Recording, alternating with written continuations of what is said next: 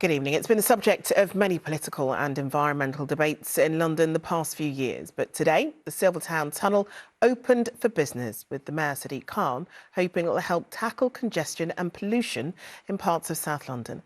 Now, it links Greenwich to Newham and comes at a cost of more than £2 billion.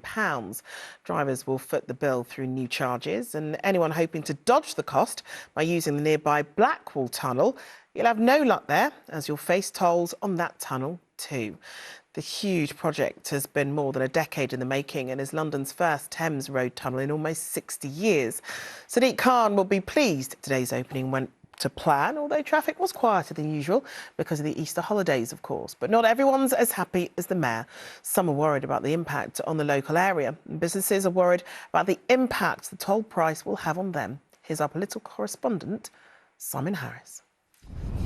The Silverton tunnel in East London is now open in both directions, but there is a toll charge for both the new tunnel and also the Blackwall tunnel. And on the trains, the radio traffic bulletins were the only fanfare for the first new Thames road crossing in more than 30 years. The Silverton tunnel was built to ease pressure on the often congested Blackwall tunnel and make life easier for drivers in East London. One of the most unreliable crossings in the country, the Blackwall tunnel, closed on average 700 times a year. Every 5-minute closure leads to a 3-mile tailback. They can now get across much quicker, much more reliable. Great buses now, 21 buses an hour. But drivers using both tunnels have to pay a toll, and that's putting a squeeze on businesses like this waste haulage firm in South East London. It estimates the annual cost of serving customers north of the river could run to more than £300,000. We can't afford to absorb that cost. Of course you can't. The margins are getting smaller and smaller. The operating costs just seem to be going up. Customers are going to resist it because they're going to say to us, look, you guys are based in South East London. We'll have to use a company that's that side of the water. Bexley Heath Academy is also feeling the impact of the new road charges. I've got 2 staff members that are going to be resigning for next academic year, and that's because they do not want to be paying the additional charges to come to work, and I totally understand that.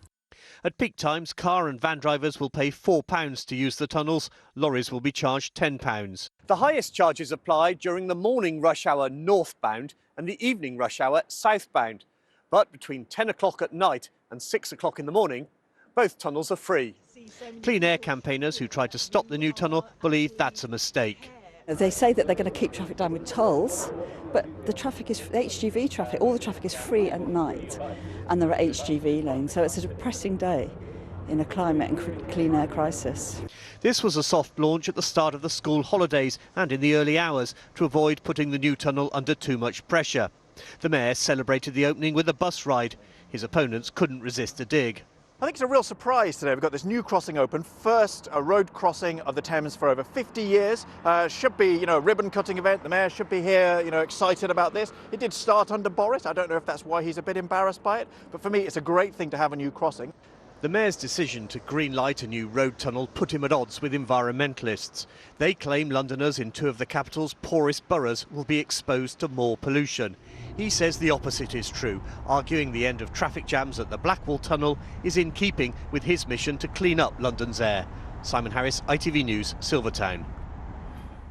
Well, one thing missing from the new tunnel is a cycle lane, which means anyone with a bike has to wait for a special bus. For now, the shuttle service comes free of charge, but that may not last. The capital has had ambitions to be a greener city, but critics say cycling feels little more than an afterthought. Here's Rags Martel. London claims to be a cycling city, but with the opening of the new £2 billion tunnel, it's completely useless if you're on 2 wheels. So can I cycle through in the tunnel? No. I can't. If you're on a bicycle, this is about as close as you get to the new Silverton tunnel, because if you're on this, they don't let you in. So instead of getting on your bike, you have to get off it and wait for a bus that shuttles you under the tunnel. Would you rather be able to cycle through the tunnel? Yes, definitely. Is it a shame you can't do that? Yes, it's a big shame. The Benelux tunnel in Holland has a separate cycle tunnel, so it'd be good if you could do that. Do you wish you could cycle across the tunnel and not use the bus? To be honest, I would consider it quite dangerous for me. I think, I'll prefer to use the bus. Unlike motorists, cyclists travel free of charge on the Silvertown shuttle bus. A freebie that's guaranteed until next year.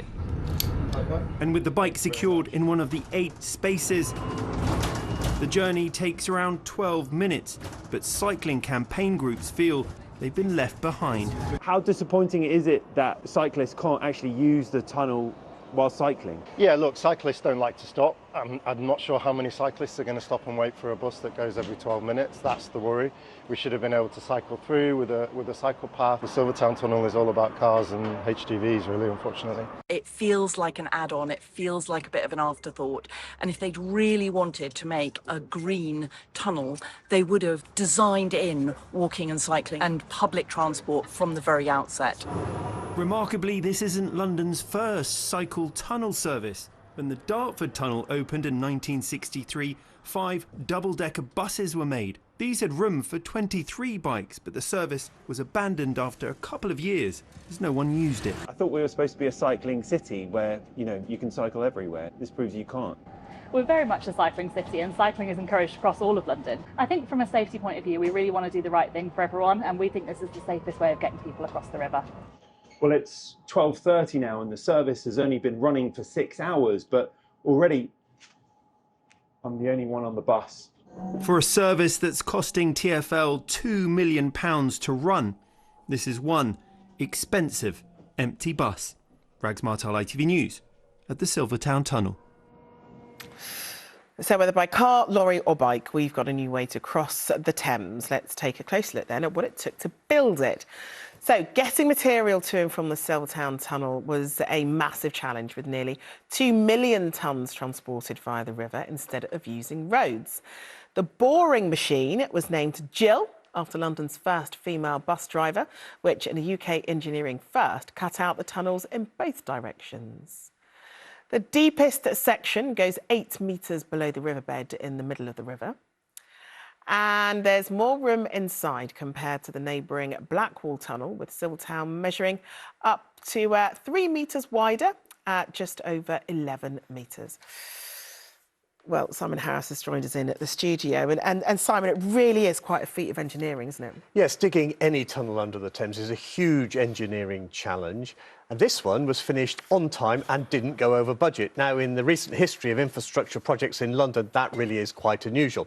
Of course, drivers are going to have to pay the cost, the £2.2 billion cost of building the tunnel and maintaining it until 2050. And as we've heard, that's controversial. Also, those free bus fares, whether it's on the bike bus or for ordinary bus users, they're only going to be free, guaranteed for the first 12 months. So after that, they could change. All right, Simon, thanks very much.